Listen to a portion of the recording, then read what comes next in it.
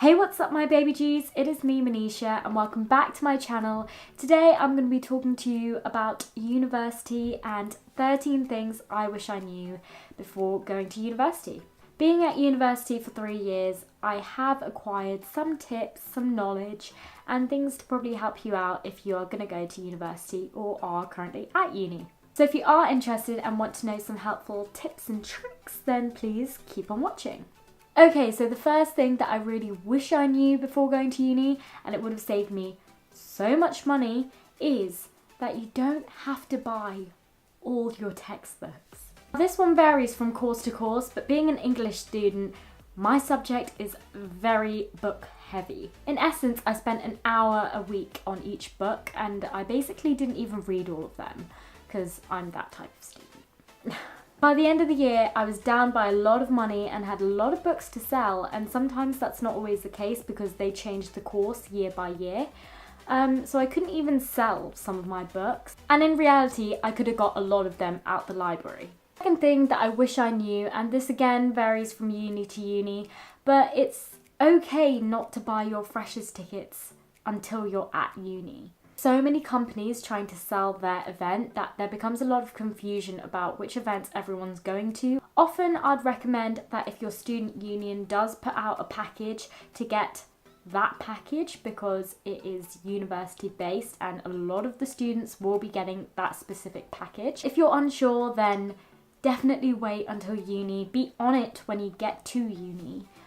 But it's okay to wait. Number 3 is that it's okay not to be okay. Often uni is hyped up to be the best 3 years of your life, and you hype it up so much and people hype it up to you so much that you build this image, and then when you go there suddenly you're homesick, you miss your friends, and you feel out of place. It's okay to feel anxious about the situation that you're in, to feel homesick, or to feel as though you don't really have a clear direction and therefore you may lack motivation.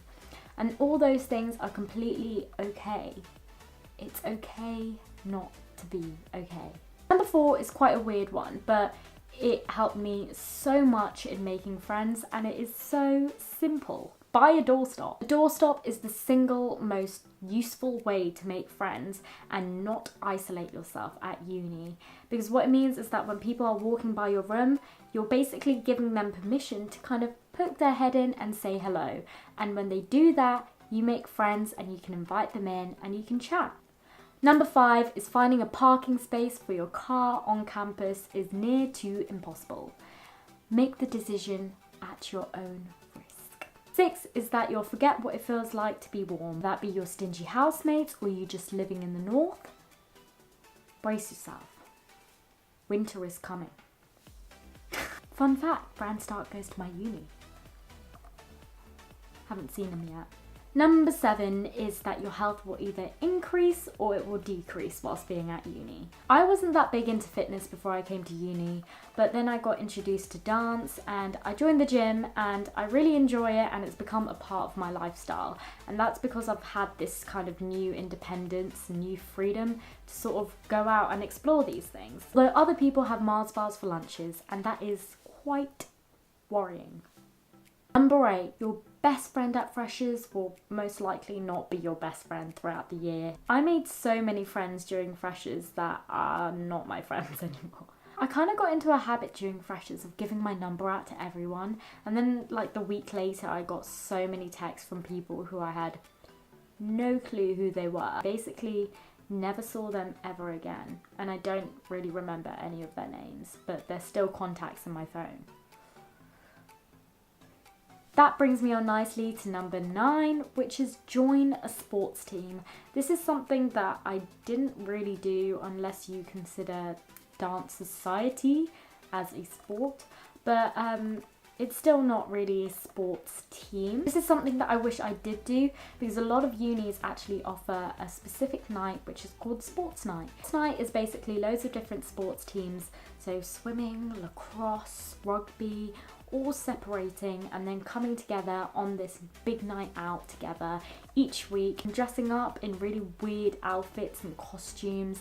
This is where your fancy dress really kicks in if you love that. And yeah, it's something that I really wish I got more involved in, but I was still able to go to many of these nights, just me and my friends. Number 10 is just spend a few more pounds and get Smirnoff over Glen's. I mean, I know you're trying to save money and get Glen's, but just tastes like petrol. It really does. At least with Smirnoff, the more you drink, the less you notice the taste. But with Glen's, that is not the case. There's actually a really funny story behind this one. Basically, when we were living in our house, we went for prees and we went out and we left the door unlocked. Stupid us. And we got burgled. Not so funny, I know. I mean, we're over it. But they basically had a lot of time in the house, meaning they got to steal a lot of stuff, including TV remotes, bikes, iPods, and just a lot of other menial crap, such as our Smirnoff bottles from prees. The funny thing is that they stole pretty much all the alcohol and all the Smirnoff bottles, but left the Glens. What that tells you is that even when the scum of the earth don't want your drink, you shouldn't be buying it. And that leads me on nicely to point number 11, which is get room insurance. A lot of student areas aren't safe and you just want to be extra safe. Number 12 is balancing a job and studying is actually really, really hard. Obviously, not everyone's in the financial position to not have a job whilst being at uni, but if you can avoid it, do. Don't get me wrong, you do have a lot of time at university, but a lot of that time does get filled up with extracurriculars, just reading and work and meetings that you never even thought were going to happen but somehow get put on your day off.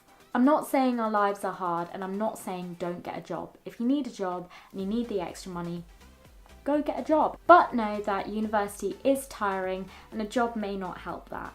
Last but not least is enjoy yourself and follow your dreams. If you're at university, you already know that you have to manage your own time and manage your own schedule, and that's quite liberating as well as quite stressful. What it does mean is that you can manage your time and your schedule to fit around the dreams that you want to follow. YouTube is my dream and I'm following it at university despite being in my third year, having a dissertation to complete, and basically not really knowing what I want to do with my life. It's something that I really enjoy though and that I want to pursue, and if you have anything on your mind right now whilst watching this video, just go do it. Literally the hardest step is the first one, so just go out and follow your dreams. Easier said than done. So on that note, if you are going to university, I really do wish you the best of luck and I hope you enjoy yourself times a billion. And if you're already at university, I hope this gave you some motivation and some tips. Please like and subscribe. On that note, I'll see you in my next video. Bye.